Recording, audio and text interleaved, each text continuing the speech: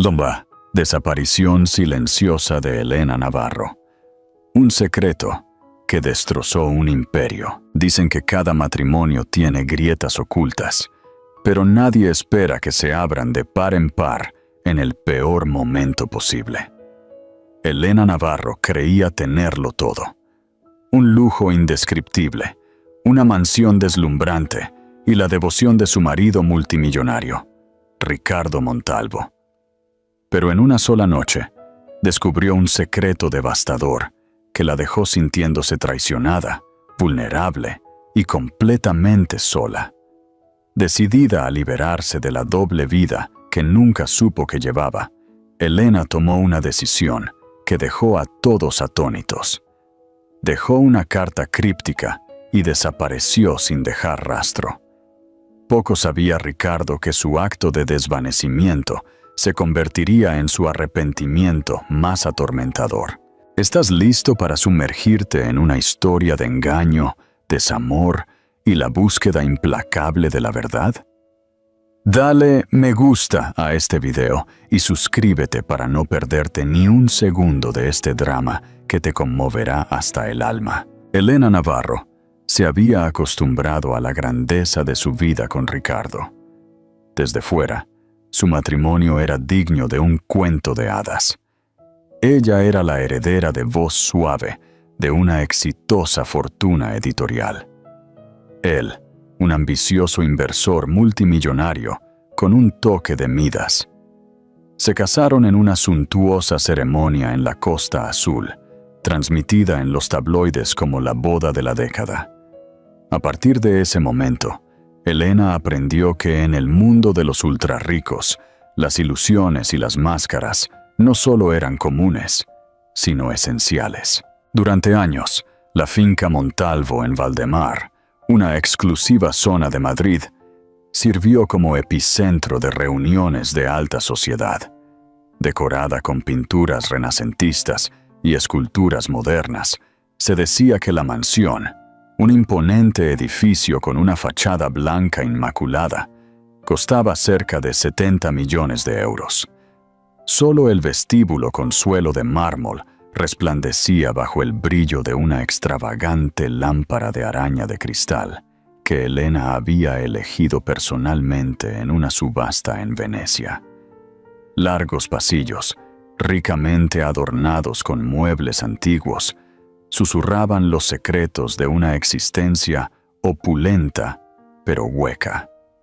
A veces, Elena se sentía como una invitada en su propia casa. Tan meticulosamente planeado y escenificado estaba cada detalle por el equipo de diseño de Ricardo. Aún así, existía un afecto genuino entre ellos, o eso creía Elena. Compartían cenas a altas horas de la noche preparadas por chefs con estrellas Michelin, y se escapaban a pizzerías del centro para disfrutar de una porción de la famosa pizza de pepperoni madrileña. Ricardo tenía sus defectos, pero Elena los aceptaba.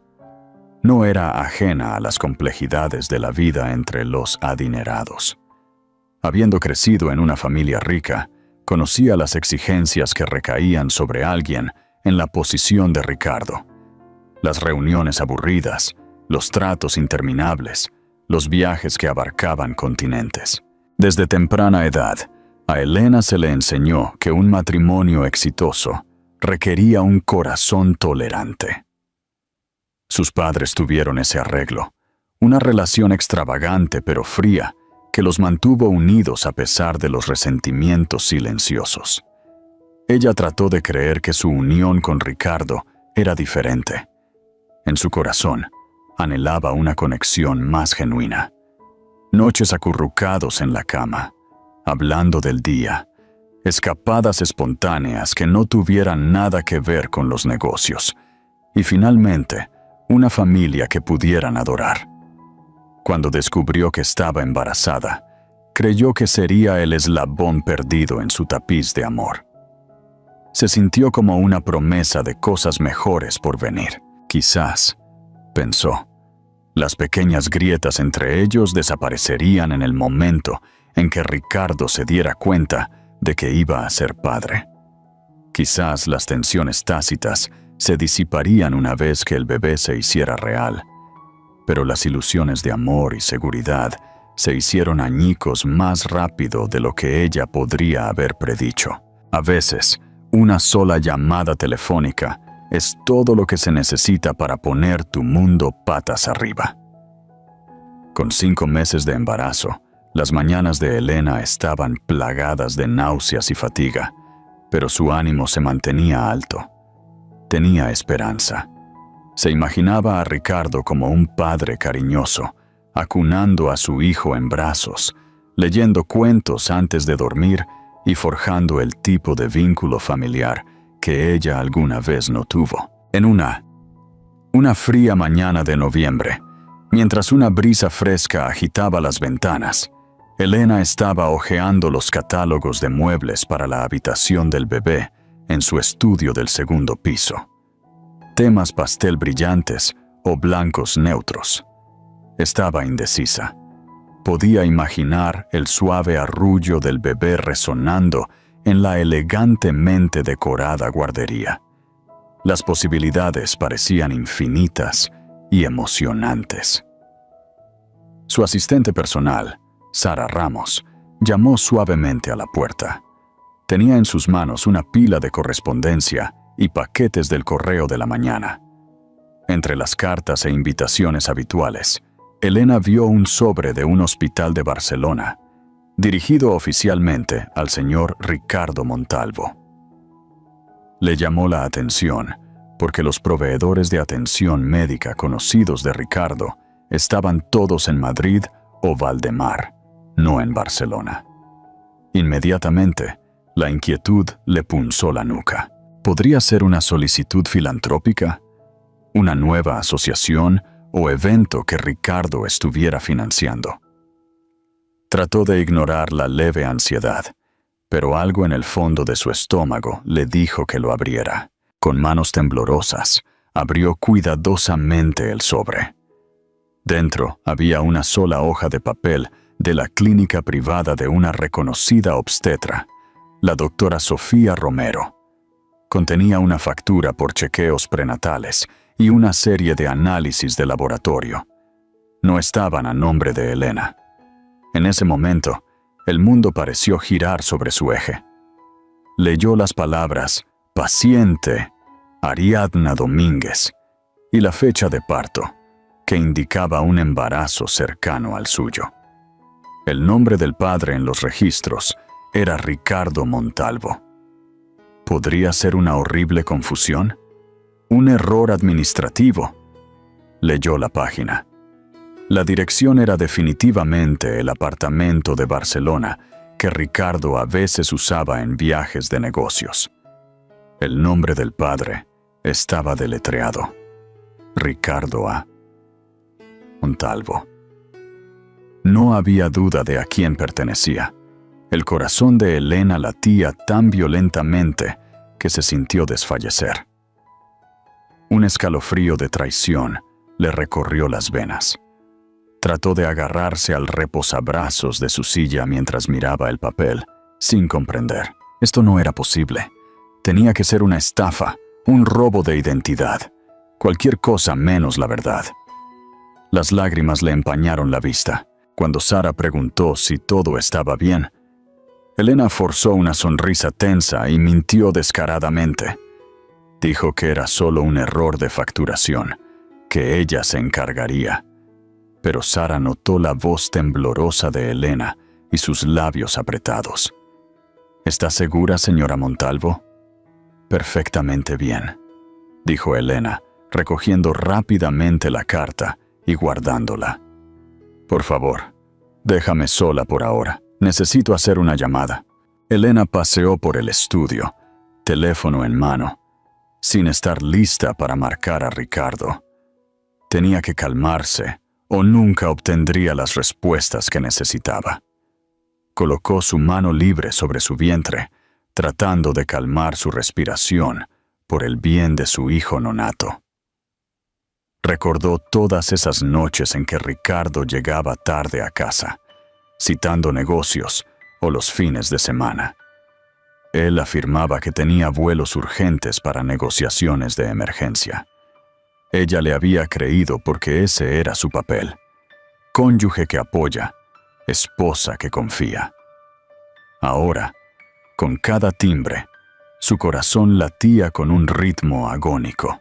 Cuando Ricardo finalmente contestó, el ruido del tráfico y el viento al otro lado sugerían que estaba afuera. La saludó cordialmente. Solo escuchar su tono familiar casi la hizo sollozar. Ricardo, lo primero que necesito es que vengas a casa. Ahora, dijo, la voz temblorosa a pesar de sus mejores esfuerzos. Elena, cariño, estoy en medio de una reunión en el centro de Madrid. ¿Puede esperar? No, respondió, con voz de acero. Es urgente. Incluso a kilómetros de distancia, Ricardo pudo sentir su angustia. Accedió a regresar lo antes posible. Para cuando llegó, Elena había vuelto a leer la carta tantas veces que se había memorizado cada línea. Se sentó en su dormitorio, envuelta por el calor de las llamas de la chimenea, pero sintiéndose desesperadamente fría por dentro. Ricardo irrumpió por la puerta, el rostro marcado por la preocupación. ¿Qué pasa? ¿Estás bien? ¿Es el bebé? Elena lo miró, con los ojos hundidos. Sin decir una palabra, le entregó el sobre. El rostro de Ricardo perdió todo color en el momento en que vio su nombre. Sus labios se entreabrieron, pero ningún sonido salió por un segundo. Ella nunca lo había visto tan desprevenido, como un niño pillado infraganti, cometiendo una terrible fechoría. Elena, comenzó, con voz ronca. No es lo que piensas. Ella soltó una risa amarga. Ni siquiera sabes lo que pienso. ¿Por qué no me ilustras? ¿Quién es Ariadna Domínguez y por qué tiene un bebé con tu nombre? Él parecía consternado, mirando la chimenea, la puerta, a cualquier parte menos directamente a ella. Fue un error, finalmente murmuró, todavía aferrándose al papel. Tuvimos una aventura, pero terminó. Lo juro, terminó. Simplemente, nunca pensé que se quedaría embarazada. No sabía cómo decírtelo. Todo el cuerpo de Elena tembló de ira y desesperación. «Me estás diciendo que tienes otro bebé en camino, cuando sabes que estoy de 5 meses de embarazo de nuestro hijo». Las lágrimas le brotaron a los ojos, pero se negó a dejarlas caer. Tenía que mantener algo de dignidad, aunque solo fuera por la pequeña vida que crecía dentro de ella. Cada segundo se sintió como toda una vida de desamor condensada en un solo momento. Ricardo trató de acercarse a ella, de poner sus manos sobre sus hombros. «Elena, lo siento muchísimo», susurró con voz ronca. «Fui un estúpido. No significó nada. Ariadna era... Yo solo estaba solo. Y ella...» Elena lo apartó, furiosa. «Solo. Me tienes a mí, a tu esposa embarazada. Y si estabas solo, podrías haberme hablado. En cambio, te escabulliste a mis espaldas. Lo destruiste todo». En ese momento, el glamour de su vida carecía de sentido. Los suelos de mármol, las lámparas de araña de cristal, las cenas lujosas, todo era hueco frente a tal traición. Elena sintió como si los cimientos de su mundo se hubieran agrietado irreparablemente. ¿Crees que Elena debería haber perdonado a Ricardo? Deja tu comentario abajo y comparte tu opinión. A altas horas de la noche, Elena se encerró en el dormitorio de arriba, que una vez fue una habitación de invitados, aunque, irónicamente, ahora se sentía como una invitada en su propia vida. Se negó a compartir cama con Ricardo, quien paseaba fuera de la puerta cerrada, disculpándose, rogándole que lo dejara entrar.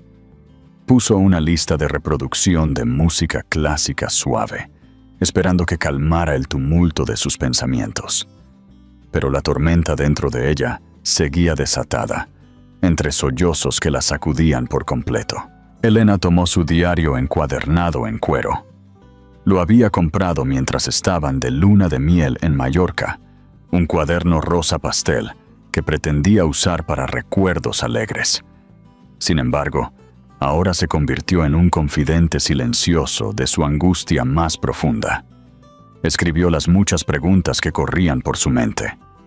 ¿Por qué me engañó? ¿Fue mi culpa? ¿Qué pasa con nuestro bebé? ¿Podría volver a confiar en él? Cada pregunta era una daga clavada en su corazón. Dormir era imposible, así que se encontró deambulando por la casa al amanecer, recorriendo los pasillos como un fantasma. En medio de su dolor, una idea comenzó a formarse. Un plan de escape. No podía criar a su hijo en un ambiente cargado de mentiras. ¿A dónde podía ir? Se preguntó si debería retirarse a la finca de su familia en Galicia, o quizás a algún lugar muy lejano como Europa o Asia. Cualquier lugar donde el nombre Montalvo no estuviera grabado en cada pared, en cada conversación social. Para cuando salió el sol, Elena todavía no había tomado una decisión final, pero sabía que tenía que irse. Aunque fuera solo por un corto tiempo, necesitaba aire, distancia y la oportunidad de salvar su cordura. Ricardo estaba frenético, gritando su nombre detrás de las puertas cerradas, enviándole mensajes de texto, suplicándole. Ella lo ignoró. Más tarde esa mañana, cuando él se fue a una reunión de la junta programada, una que no podía cancelar, Elena decidió que era su mejor oportunidad. Escribió una carta que serviría como despedida y como testamento de su desamor. Ricardo, me has infligido una herida tan profunda que cada aliento que tomo parece estar teñido de traición. Quizás fui ingenua al confiar plenamente en ti. Te amaba y creía en ti. Ahora veo la crueldad en nuestro supuesto cuento de hadas. Nos has roto de maneras que no se pueden reparar con disculpas ni dinero. Me voy. No sé cuándo, o sí, volveré. Nuestro hijo, mi hijo, no merece el ambiente que has creado. Quizás con el tiempo aprenda a perdonar, pero por ahora apenas puedo mirarte. No me busques, no me encontrarás. Cuando leas esto, me habré ido. Class. Cuando su mano comenzó a temblar, la estabilizó. Se negó a dejar que las lágrimas mancharan la página. Una vez que terminó, selló la nota en un sobre simple y la dejó en su mesita de noche.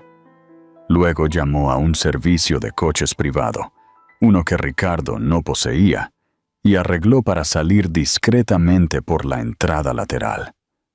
Llevó solo lo esencial: su pasaporte, algo de dinero en efectivo, unas cuantas mudas de ropa y sus vitaminas prenatales. Con pasos temblorosos, salió de la mansión que simbolizaba la jaula dorada a la que una vez llamó hogar. El personal, consciente de su angustia, mantuvo las distancias, pero observó en silencio su partida con ojos preocupados. Mientras el SUV negro se alejaba, Elena miró hacia atrás por última vez. La vida que dejaba atrás no era la que creía tener. Era un espejismo, destrozado por el engaño. 2 días después, la carta fue descubierta por un frenético Ricardo. Se había quedado en una suite de hotel en el centro de Madrid después de una reunión de la Junta de Emergencia, esperando que un poco de espacio calmara la situación volátil. Al regresar a la mansión, la encontró extrañamente silenciosa. Cuando preguntó al personal por Elena, mantuvieron la voz baja, temerosos de revelar demasiado, solo diciendo que se había ido en un coche. Al principio, Ricardo asumió que simplemente había ido a la finca de sus padres en Galicia, pero cuando llamó a su madre, Isabel Olivares, esta exigió respuestas que él no pudo proporcionar. Elena no estaba allí. Y si Isabel abrigaba alguna ilusión de la lealtad de Ricardo, estas fueron rápidamente desmanteladas por el veneno en su voz. Preso del pánico, Ricardo recorrió todas las habitaciones de la mansión hasta que encontró el sobre sellado en su mesita de noche. Sus palabras le quemaron la mente. No me busques, no me encontrarás. Se dejó caer al borde de la cama, carta en mano, sintiéndose más impotente que nunca en su vida. Era un hombre acostumbrado a controlar el resultado de tratos de millones de euros, a orquestar el futuro de corporaciones enteras. Sin embargo, no podía localizar a su propia esposa. Una ola de náuseas lo invadió al darse cuenta del alcance de lo que había hecho. Siempre se había dicho a sí mismo que la aventura con Ariadna Domínguez era intrascendente, que era una mera distracción del estrés de los negocios. Nunca tuvo la intención de crear una segunda familia, nunca tuvo la intención de destruir su matrimonio. Ahora, todo se estaba descontrolando.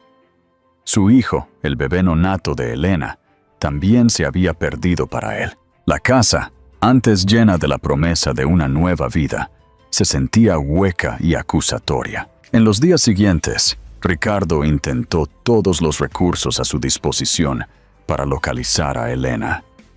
Llamó a investigadores privados, usó la influencia de sus consultores de seguridad e incluso ofreció dinero para mantener el silencio al personal que pudiera revelar pistas.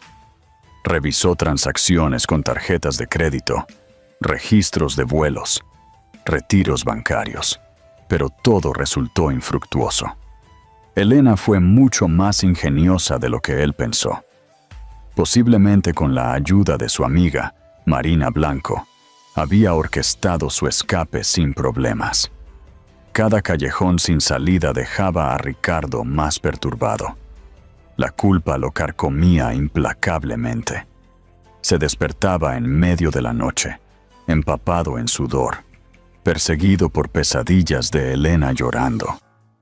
Veía su rostro en cada reflejo, oía su voz en el silencio. Agotado y desesperado, se encontró haciendo algo que nunca imaginó. Rezando.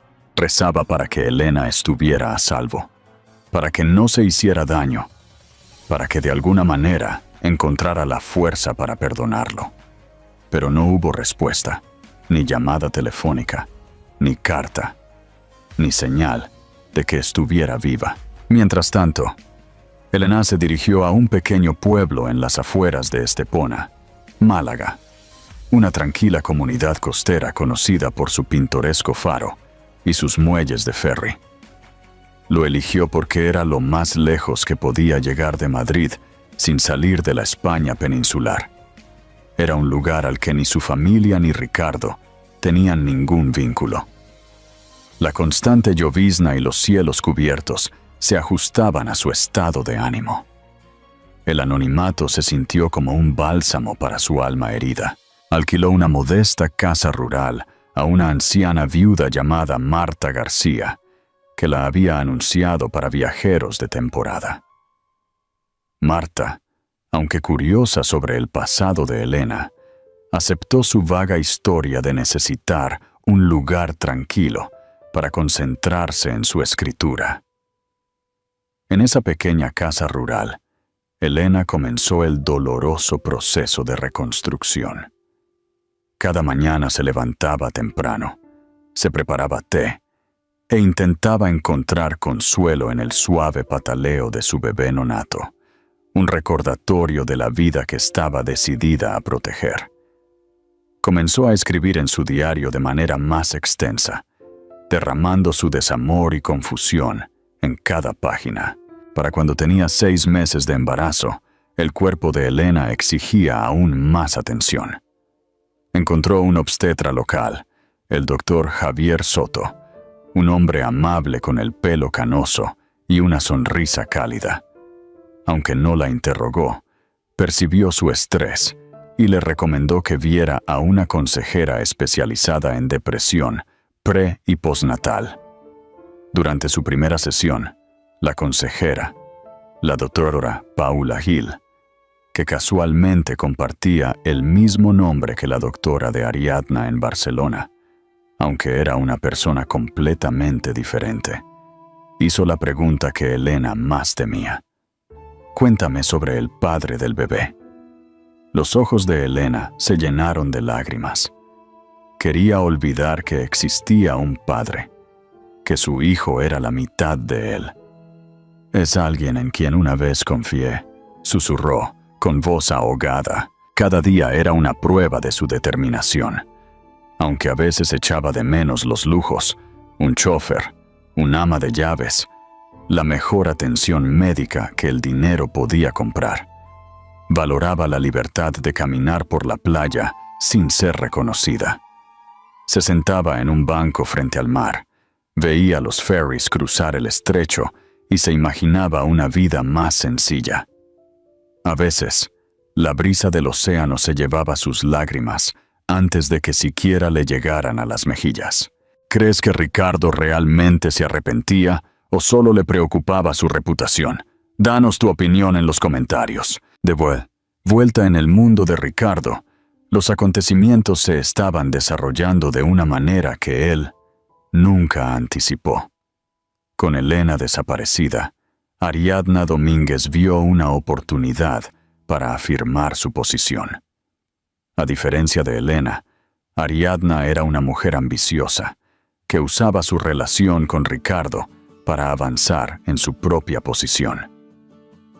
Mientras Ricardo había tenido la intención de mantener a Ariadna oculta, la repentina desaparición de Elena la envalentonó a exigir más. Quería el reconocimiento de estar vinculada a un multimillonario. Quería seguridad financiera, una vida glamorosa y un apellido respetado para su hijo nonato. Empezó a llamar a Ricardo sin cesar, presentándose sin previo aviso en las oficinas de Montgomery Capital Investments, en el centro de Madrid, causando chismorreo entre el personal. Para Ricardo, la presencia de Ariadna era un recordatorio constante de su traición. Trató de mantener a Ariadna financieramente, con la esperanza de mantenerla satisfecha y callada. Le compró un ático en Barcelona, estableció fideicomisos para el niño y pagó cada cita prenatal. Sin embargo, Ariadna no se contentaba solo con dinero. Insistía en su implicación emocional. Quería que la acompañara al médico, que le frotara los pies por la noche, que le asegurara que no era un secreto sucio. Pero cada vez que la veía el dolor insoportable que le había infligido a Elena. Esta nueva dinámica lo ahogaba en la culpa. Había dividido efectivamente su vida en dos: la búsqueda infructuosa de Elena por un lado, y las obligaciones paternales forzadas con Ariadna por el otro. Algunas noches se encontraba durmiendo en su oficina o en un hotel local para evitar las exigencias de Ariadna. Llamaba a agencias de investigación privada para ver si había alguna pista sobre el paradero de Elena. No aparecía ninguna. La primera pista importante llegó en forma de una transacción financiera sospechosa: un retiro del fideicomiso personal de Elena. Había sacado 50.000 euros en efectivo de un banco en Málaga. No era una prueba concluyente de dónde estaba, pero era algo. Así que Ricardo se subió a su jet privado y voló a Málaga, con la esperanza de localizarla. Pero incluso allí se encontró con puertas cerradas y regulaciones de confidencialidad. El banco se negó a entregar imágenes de video sin una orden judicial. Sus intentos de sobornar a los empleados fracasaron. Todo lo que tenía era una cronología de días y una posible pista de un motel local. Para cuando llegó allí, Elena ya se había ido, presumiblemente a su tranquila casa rural en Estepona, completamente ajena a que Ricardo estaba cerca. Mientras conducía sin rumbo fijo por las calles lluviosas, se dio cuenta de lo imposible que podría ser encontrarla, si realmente no quería que la encontraran. El arrepentimiento lo oprimía como una pesada piedra. Durante años, se enorgullecía de ser un hombre que podía arreglar cualquier cosa con dinero, poder o influencia. Ahora, ninguna de esas herramientas podía recuperar a la única persona que necesitaba desesperadamente. Pasó otro mes, llevando a Elena a su 7º mes de embarazo. Las tareas diarias se habían vuelto agotadoras, pero ella persistió, decidida a mantenerse independiente. Tomó prestados libros de la biblioteca sobre el parto y la crianza, devorando cada capítulo con ansiosa determinación. Compró ropa de bebé en tiendas de segunda mano locales, queriendo evitar sospechas al no usar sus tarjetas de crédito para compras importantes. A veces, Elena sentía punzadas de soledad que casi la llevaban a contactar a su familia. Se preguntaba por su madre, que podría estar frenética de preocupación. Recordó a su padre, que falleció años atrás, y lo decepcionado que estaría de verla luchando sola. Y luego estaba Ricardo. A pesar de su ira, hubo momentos fugaces y dolorosos, en los que echaba de menos la reconfortante curva de sus brazos a su alrededor. Pero cada vez que su corazón se ablandaba, recordaba la humillante traición. Una tarde, mientras regresaba de un chequeo prenatal, se sintió mareada, colapsando momentáneamente en los escalones de su casa rural. Vecinos preocupados llamaron a una ambulancia. En el hospital, le dijeron que sufría de deshidratación y presión arterial elevada. Sirvió como un recordatorio impactante. Llevaba una carga preciosa, y su estrés ponía en peligro tanto su salud como la del bebé. Atrapada por el miedo, se dio cuenta de que no podía hacer esto completamente sola. Confió en Marta García, su casera, quien la ayudó a cuidarla durante unos días de reposo. Marta compartió sus propias historias de desamor y pérdida, forjando un vínculo tranquilo con Elena. A través de estos tiernos momentos, Elena encontró focos de esperanza. No todos en el mundo estaban allí para traicionarla. Algunos simplemente estaban allí para echar una mano. Mientras tanto, el propio embarazo de Ariadna avanzaba. Ricardo trató de cumplir con su deber moral, de asistir a sus clases de parto o de recoger artículos para la habitación del bebé. Sin embargo, todo se sentía forzado, como una sombría farsa. Ariadna era muy consciente de su ambivalencia. Lo incitaba a mudarse con ella, a asistir a eventos sociales, pero él siempre ponía excusas. A medida que comenzaron a circular rumores de que Elena Navarro había desaparecido en circunstancias sospechosas, Ariadna se deleitó con el protagonismo. Filtró en secreto historias a pequeñas revistas de chismes, pintando a Ricardo como un padre indiferente que ahuyentó a su esposa.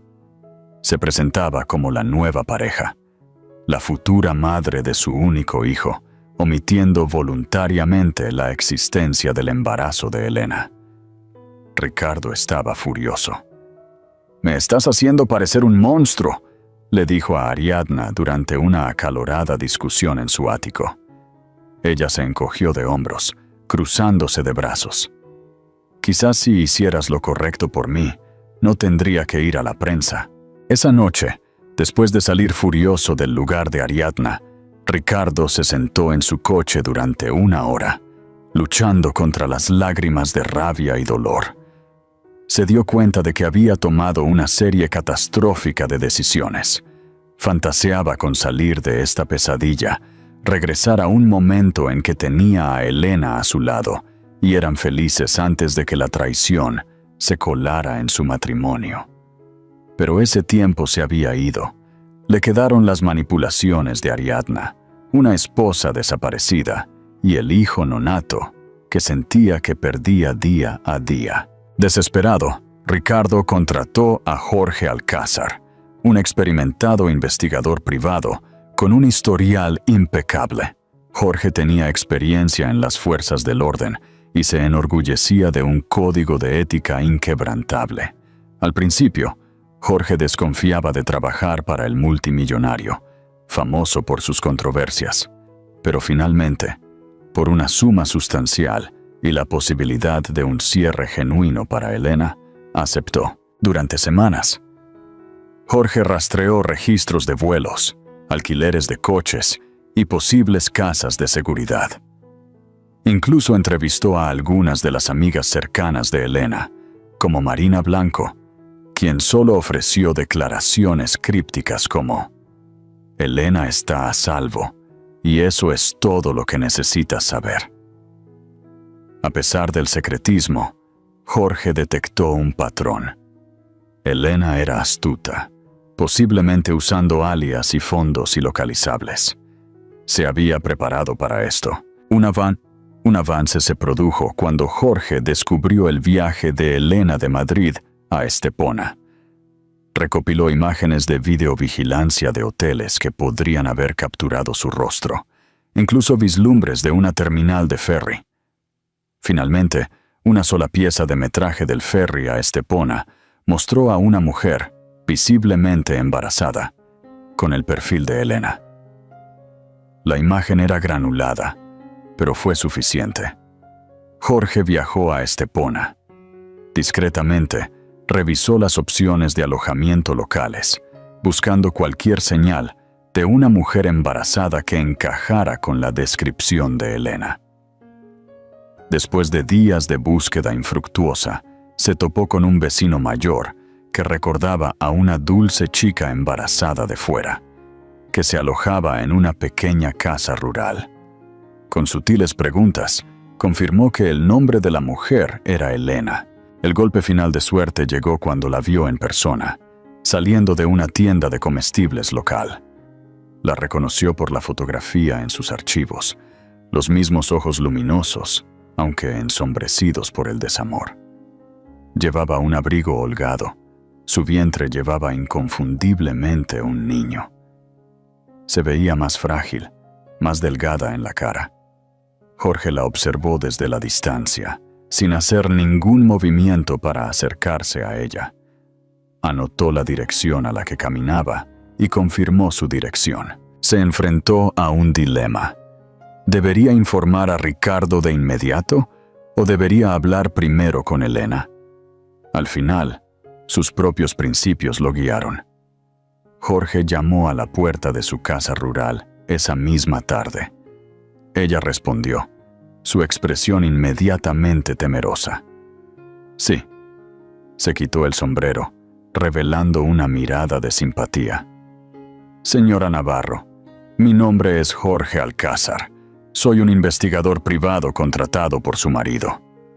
Ella intentó cerrar la puerta, pero Jorge suavemente puso una mano para detenerla. Él no sabe que estoy aquí todavía, dijo suavemente. Está desesperado por encontrarla, pero quiero respetar sus deseos. ¿Puedo entrar? Solo para hablar. Elena dudó. Algo en el tono serio y los ojos amables de Jorge la hicieron ceder. Él la siguió adentro. La sala de estar era pequeña, llena de cajas a medio empacar y artículos de bebé. Ella lo invitó a sentarse, aunque su lenguaje corporal hablaba mucho de su desconfianza. ¿Qué quieres?, preguntó, cruzando los brazos protectoramente sobre su vientre. Necesito saber si estás a salvo, dijo Jorge simplemente. Tu marido está preocupado. Teme por tu salud. Ni siquiera está seguro de si sigues embarazada. Los ojos de Elena brillaron con ira y desesperación. Sí, sigo embarazada. Gracias a él, no. Jorge asintió solemnemente. Mira, no estoy aquí para defenderlo. Por lo que entiendo, Cometió algunos errores terribles, pero todavía está preocupado por ti. Si quieres permanecer oculta, lo respetaré. Solo necesito confirmar que estás bien. Entonces puedo cerrar este caso y decirle que te deje en paz, si ese es tu deseo. Las lágrimas brotaron de los ojos de Elena. Había querido tanto romper lazos, permanecer oculta, pero una parte de ella necesitaba un cierre. Nunca esperó que un investigador privado le pidiera su perspectiva, que la viera como algo más que una persona desaparecida. Con palabras temblorosas, habló por primera vez sobre la traición, sobre Ariadna, la carta, su desesperación por proteger a su bebé nonato de un ambiente construido sobre mentiras. Jorge escuchó atentamente, empatizando en silencio. Cuando terminó, mamá ofreció una simple declaración. No revelaré tu ubicación si no quieres que lo haga. Le diré que estás viva y a salvo, pero es posible que siga buscándote. Está decidido. Ella bajó la mirada al suelo, con la voz quebrada.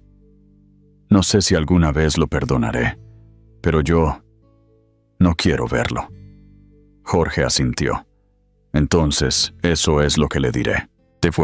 De vuelta en Madrid, Jorge le dio a Ricardo la noticia. La encontré, y está a salvo. Está embarazada de su hijo, y parece estar bien médicamente. El alivio de Ricardo era palpable. ¿Dónde está? Dime, Jorge, por favor. Jorge negó suavemente con la cabeza. Ella no quiere ser encontrada. Dijo específicamente que no quiere verte. Quiere paz para concentrarse en su embarazo. Una parte de Ricardo quería enfurecerse, amenazar, usar todos los medios de coacción, pero algo en la mirada severa de Jorge lo detuvo. Ricardo había hecho suficiente daño. Todo lo que pudo hacer fue hacer una última pregunta. ¿Está feliz? Jorge hizo una pausa, considerando sus palabras. Está saliendo adelante, sanando, diría yo. Pero esto ha sido extremadamente difícil para ella, señor Montalvo. Ricardo asintió, con las lágrimas asomando. Gracias, susurró. En las semanas siguientes, trató de demostrar que no era el mismo hombre imprudente. Detuvo los intentos de Ariadna de arrastrar su nombre por los tabloides, emitiendo advertencias legales contra ella si continuaba. Ariadna estaba furiosa, acusándolo de haberla descartado. Pero Ricardo dejó claro que, si bien apoyaría económicamente al hijo que había engendrado, no se vería obligado a tener una relación. Mientras tanto, un torbellino de escándalo rodeó a Montalvo Capital. Los miembros de la junta directiva estaban preocupados por la estabilidad de Ricardo. Los precios de las acciones fluctuaron. Los accionistas amenazaron con destituirlo como CEO. Fue entonces cuando Ricardo hizo un anuncio sorprendente en una conferencia de prensa. Se tomaría una licencia de las operaciones diarias para centrarse en sus asuntos familiares. Por una vez, el hombre que había construido su imperio sobre una ambición imparable estaba dando un paso atrás. Se estaba volviendo hacia adentro, buscando terapia, tratando de expiar los errores que destrozaron su matrimonio. Quizás era demasiado tarde. Quizás no. Solo el tiempo lo diría. ¿Crees que Richard realmente cambió? ¿Un hombre puede redimirse de errores tan grandes? Queremos escuchar tu opinión. Con 8 meses de embarazo, a Elena se le rompió la bolsa prematuramente en una noche de tormenta. Marta García la encontró doblada de dolor, temblorosa, con la respiración entrecortada y aterrorizada. Marta llamó al 112. Elena fue trasladada de urgencia al hospital más cercano, con las sirenas sonando a través de las cortinas de lluvia. Los médicos descubrieron una complicación, preeclampsia, una condición de presión arterial alta que podría ser potencialmente mortal tanto para la madre como para el niño. Elena fue llevada de urgencia a una cesárea de emergencia. Sola y aterrorizada, apenas escuchó el pitido frenético de los monitores y el bullicio del personal médico a su alrededor, pidiendo más suministros, más médicos. Nunca se había sentido tan vulnerable. Entre las oleadas de dolor, susurró un nombre: Ricardo, no por amor o anhelo, sino por una necesidad primal de consuelo. Las enfermeras trabajaron rápidamente, y después de lo que pareció una eternidad, el llanto de un recién nacido resonó en la estéril sala de operaciones. Un frágil bebé fue traído al mundo, anunciando su llegada con delicados e insistentes quejidos. Elena entraba y salía de la conciencia. En su nebulosa, escuchó voces amables que le decían que el bebé respiraba, que era pequeño pero estable. Luchó por mantener los ojos abiertos para ver el milagro que había llevado. Cuando finalmente lo vislumbró, diminuto, envuelto en una manta, lágrimas de alivio y asombro corrieron por sus mejillas. Pero su calvario no había terminado. La preeclampsia causó una hemorragia intensa y Elena entró en estado crítico. El equipo médico luchó por estabilizarla. Durante unas horas angustiosas, no se sabía si lo lograría. La noticia llegó a Jorge Alcázar, quien se había quedado discretamente en Estepona, sintiendo que Elena podría necesitar ayuda más pronto que tarde. Alarmado, decidió romper su promesa de mantener en secreto su ubicación. Razonó que si Elena no sobrevivía, o si necesitaba atención médica especializada, Ricardo tenía los recursos para ayudar. Llamó al teléfono de Ricardo a medianoche. Cuando la línea conectó, la voz de Jorge era urgente. Elena está en problemas. Tuvo una cesárea de emergencia. Podría morir, Ricardo. Está en el Hospital General de Estepona. Ricardo reservó el primer vuelo privado a Málaga, con el corazón latiendo de terror. Había llegado demasiado tarde. Cuando Ricardo llegó al hospital, con el pelo revuelto y los ojos hundidos por el vuelo nocturno, las enfermeras apenas podían creer la visión de un multimillonario en sus humildes instalaciones. Encontró a Jorge en la sala de espera, paseando. «Está en cirugía», le informó Jorge. «El bebé está en la UCI. Es prematuro, pero estable». Por un momento, la gravedad de la paternidad tronó por las venas de Ricardo. Un hijo, su hijo, yacía en una unidad de cuidados intensivos neonatales, luchando por su vida. Elena, su esposa, estaba en estado crítico. El arrepentimiento pesaba más que nunca. Se llevó las palmas de las manos a la cara. Las lágrimas se le escapaban. Horas después, un médico cansado salió de la sala de operaciones. «Señor Montalvo». La voz del médico era suave pero firme. «Su esposa está en recuperación. Logramos controlar la hemorragia y bajar su presión arterial. Aún no está fuera de peligro, pero por ahora está estable». El alivio inundó a Ricardo, aunque la culpa aún se enroscaba en su corazón como una serpiente. Asintió, con las lágrimas empañando su visión.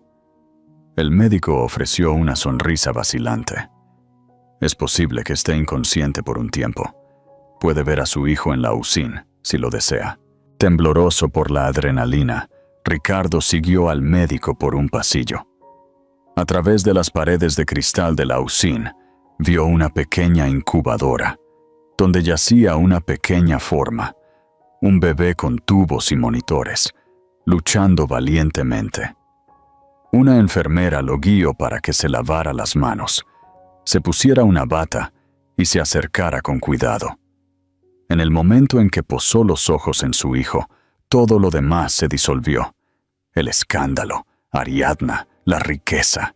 Nada importaba más que esa vida frágil, un remolino de cabello negro, puños cerrados y párpados temblorosos.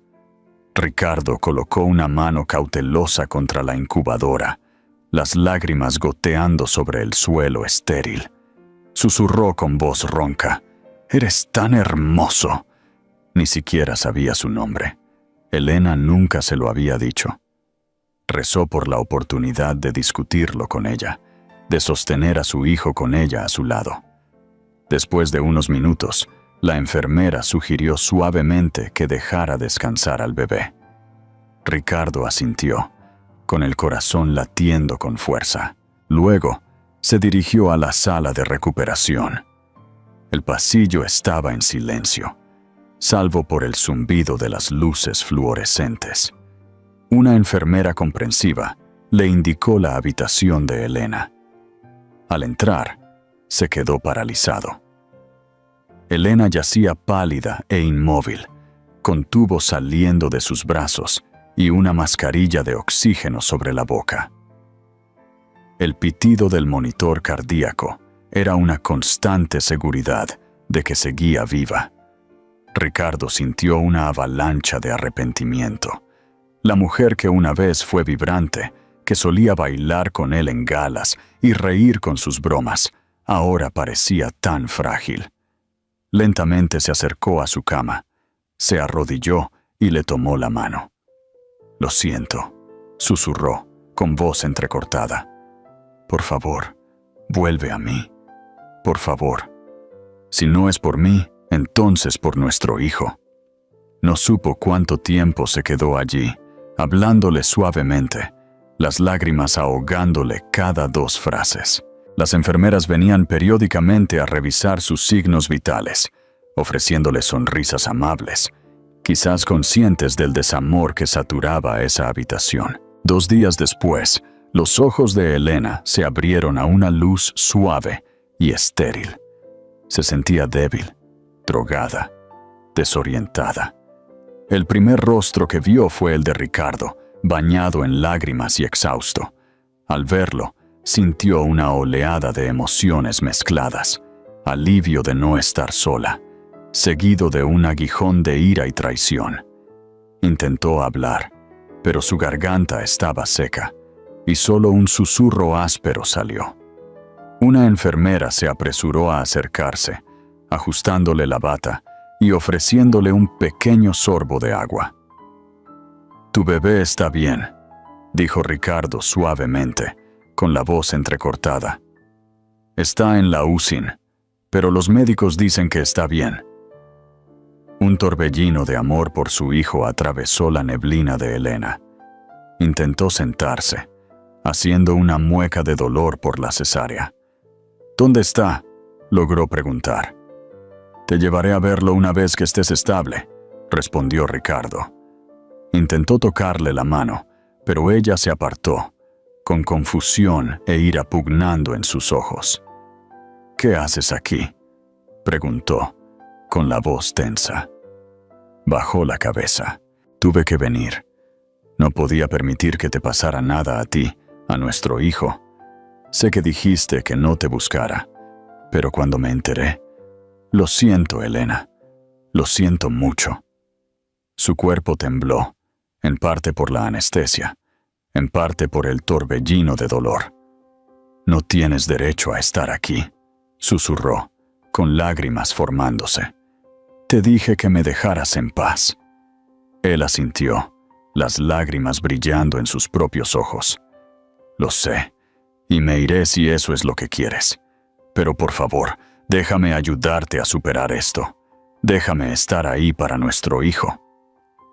Ella estaba dividida. Lo despreciaba por la traición, pero estaba aterrorizada de enfrentarse a esto sola. Sin embargo, no podía simplemente borrar lo que él había hecho. Hablaron poco más ese día. Los médicos se concentraron en la curación de Elena, dándole medicamentos para estabilizar su presión arterial y aliviar su dolor. Ricardo durmió en una silla fuera de su habitación, negándose a dejar el hospital, a pesar de que ella apenas lo reconocía. Durante la semana siguiente, Elena recuperó la fuerza suficiente para ser trasladada en silla de ruedas a la UCIN. La primera vez que vio a su hijo, las lágrimas le surcaron el rostro. Estiró la mano hacia la incubadora para acariciarle suavemente la mano, maravillándose con las diminutas uñas. Ricardo se paró a su lado, en silencio y con reverencia. Cuando el bebé le apretó el dedo, soltó un sollozo, abrumada por la profundidad del amor maternal que la invadía.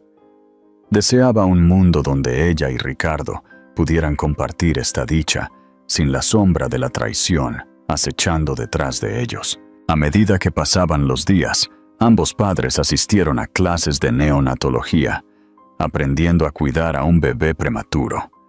Cambiaron pañales diminutos bajo la atenta mirada de las enfermeras de la UCIN, aprendieron técnicas de RCP y lo acunaron piel con piel. En estos momentos, su hostilidad se detuvo, reemplazada por una devoción mutua a la frágil vida que habían creado. Elena observó a Ricardo interactuar con su hijo.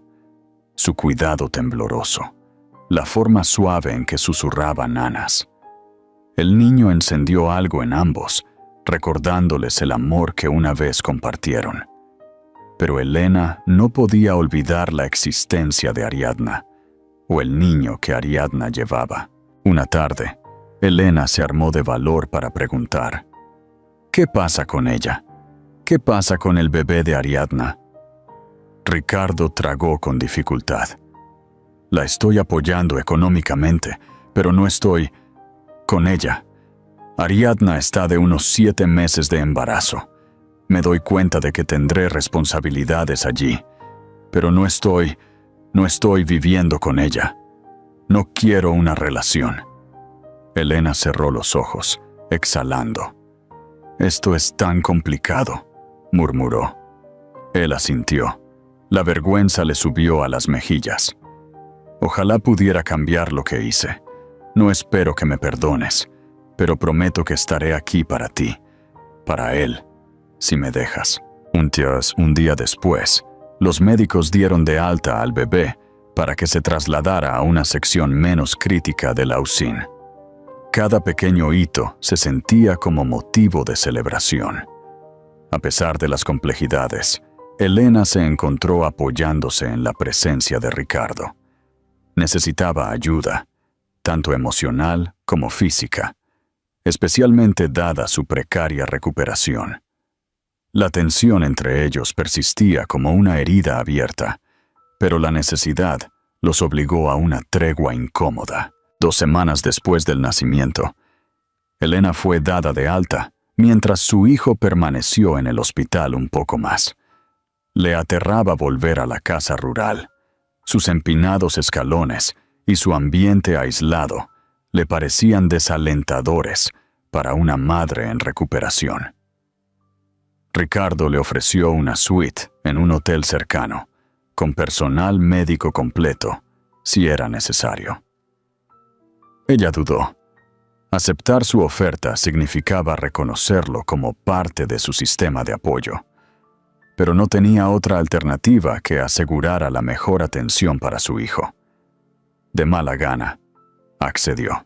Así comenzó una convivencia tentativa. Pasaban horas cada día en la UCIN, aprendiendo todo lo que podían para prepararse para el eventual alta del bebé. Elena, física y emocionalmente agotada, a veces sentía que su compostura se desvanecía.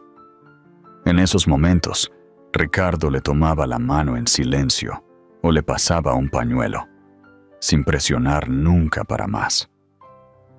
Las noches eran otra historia. Ella insistía en su propio dormitorio, mientras él se quedaba en una suite contigua.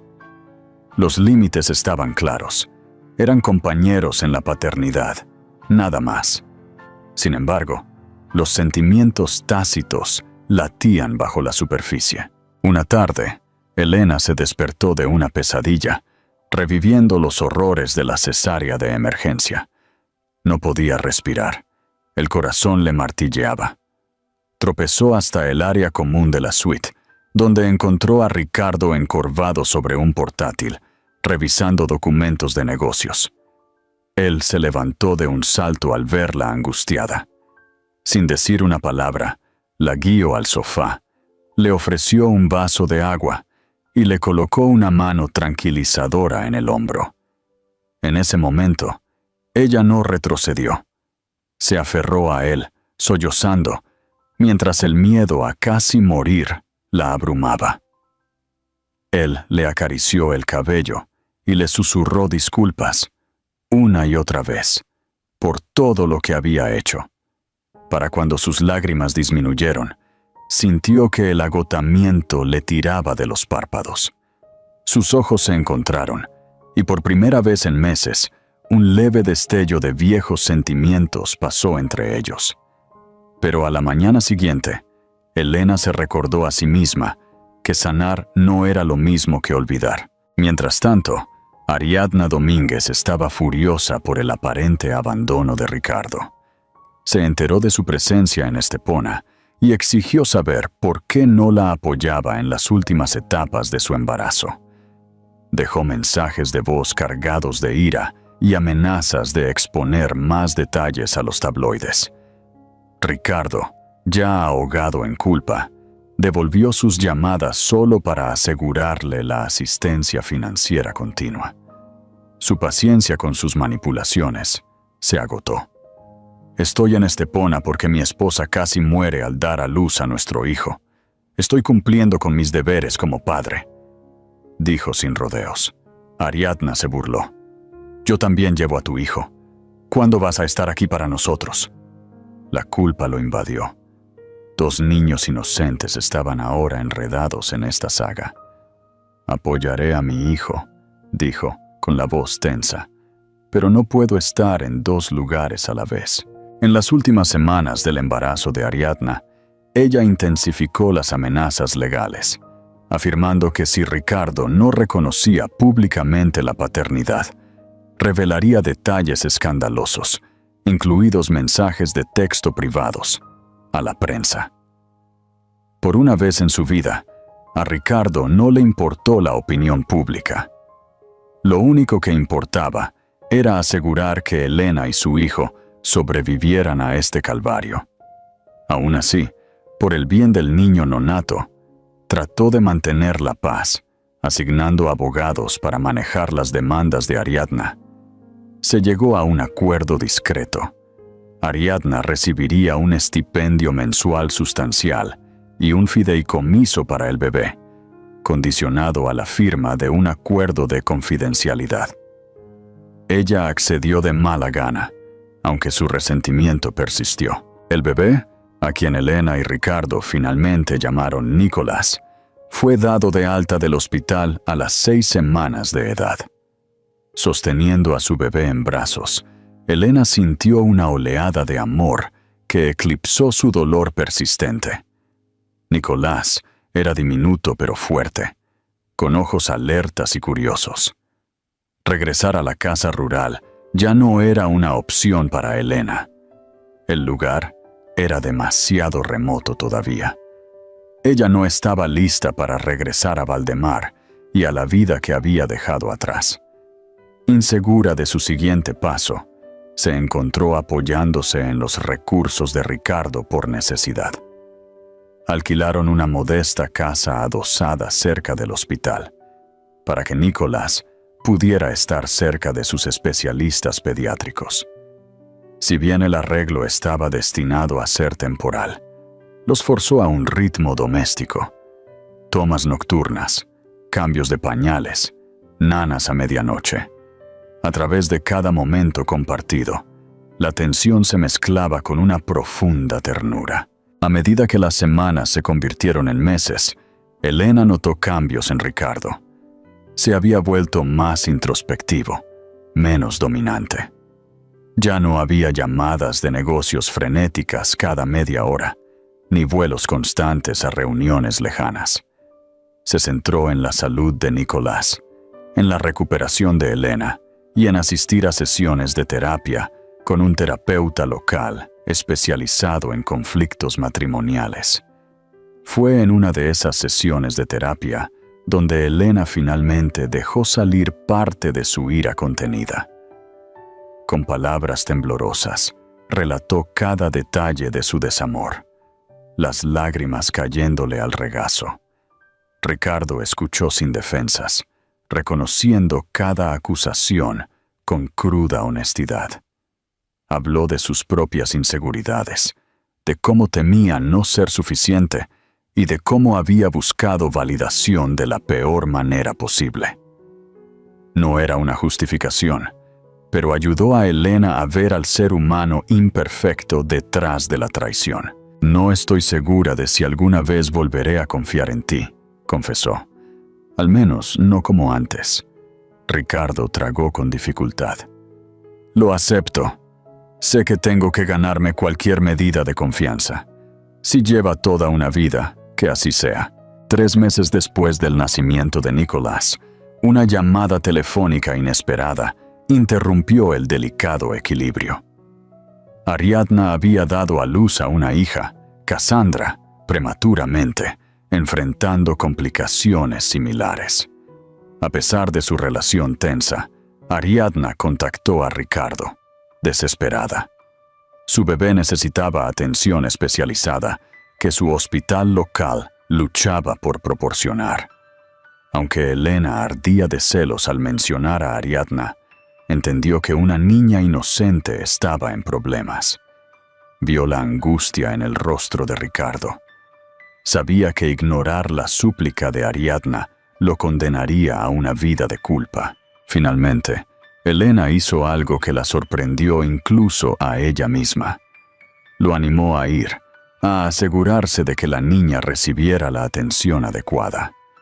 Con vacilación, Ricardo se fue a Barcelona. Organizó el transporte médico de primer nivel para la recién nacida de Ariadna. Se quedó el tiempo suficiente para confirmar el estado de Cassandra, estabilizada bajo especialistas pediátricos. Luego, decidido a demostrar su sinceridad, regresó a Estepona en una semana. Durante su ausencia, Elena se encontró echando de menos su presencia más de lo que esperaba. Se vislumbró reflejada, sosteniendo a Nicolás, recordando las noches en que Ricardo estaba detrás de ella, guiando sus manos. Se dio cuenta de que, incluso si su matrimonio nunca se recuperaba por completo, valoraba tener un compañero para compartir la carga de la crianza. Cuando Ricardo regresó, exhausto, tuvieron una larga conversación. «Cassandra está estable», le informó. «Viajaré a Barcelona periódicamente para verla. Se lo debo». Elena asintió. Su mirada se desvió hacia Nicolás, que dormía plácidamente en sus brazos. «No puedo negarte eso», dijo suavemente. Los días que siguieron estuvieron llenos de una especie de aceptación apagada. Entendieron que el futuro era complicado, pero también reconocieron que estaban unidos por el amor a su hijo, un amor que eclipsaba los restos del pasado. El punto de inflexión final llegó en un cálido día de verano, 6 meses después del nacimiento de Nicolás. Elena, ahora más fuerte y segura en su papel de madre, decidió que necesitaba visitar a su familia en Galicia para arreglar algunos puentes. Invitó a Ricardo a acompañarla, insegura de si era la elección correcta. Llegaron a la finca de su madre. Las tensiones flotaban en el aire. Isabel Olivares, con el rostro serio, estaba esperando con los brazos cruzados. Pero en el momento en que vio a Nicolás, su estoicismo se derritió. Tomó a su nieto en brazos, las lágrimas asomando. Miró a su hija, que estaba torpemente al lado de Ricardo. En un momento privado, Isabel confrontó a su yerno. «Confié en ti la felicidad de mi hija y la has fallado terriblemente». «Lo sé», dijo Ricardo, con la cabeza baja, «y pasaré el resto de mi vida tratando de corregirlo». Su madre lo estudió durante un largo momento. Si Elena puede encontrar en su corazón perdonarte, entonces yo también lo haré. Pero será mejor que no la traiciones de nuevo. No habrá una tercera oportunidad. Ricardo asintió, con lágrimas en los ojos. Esa noche, en la tranquilidad de una habitación de invitados, Elena le hizo la pregunta que le rondaba en el corazón. ¿Todavía me quieres? Sus ojos se llenaron de lágrimas. Con todo lo que me queda, susurró. Lamento que haya tenido que perderte para darme cuenta de lo mucho que significabas para mí. Ella suspiró, acunando a Nicolás contra ella. No estoy segura de si nuestro matrimonio puede salvarse, admitió, pero por su bien, estoy dispuesta a intentarlo. Él le tomó la mano suavemente. Eso es todo lo que puedo pedir. Durante el año siguiente, Elena y Ricardo dieron pequeños pasos hacia la reconstrucción de la confianza. Coparentaron a Nicolás con amor y cuidado. También navegaron por las complejidades de la relación de Ricardo con Cassandra, asegurándose de que ella tuviera el apoyo y la seguridad que merecía, sin infringir los límites emocionales de Elena. Ariadna siguió siendo una presencia persistente, pero se mantuvo mayormente a distancia. Sus interacciones con Ricardo se restringieron al bienestar de su hija. Las sesiones de terapia continuaron. Hubo innumerables discusiones, lágrimas y noches en que Elena durmió en una habitación separada para procesar sus emociones enredadas. Pero también hubo victorias compartidas. El primer diente de Nicolás, sus primeros pasos, su primer cumpleaños, momentos que les recordaron el vínculo que compartían más allá de todo el dolor. Finalmente, Elena accedió a regresar a Valdemar bajo sus propios términos.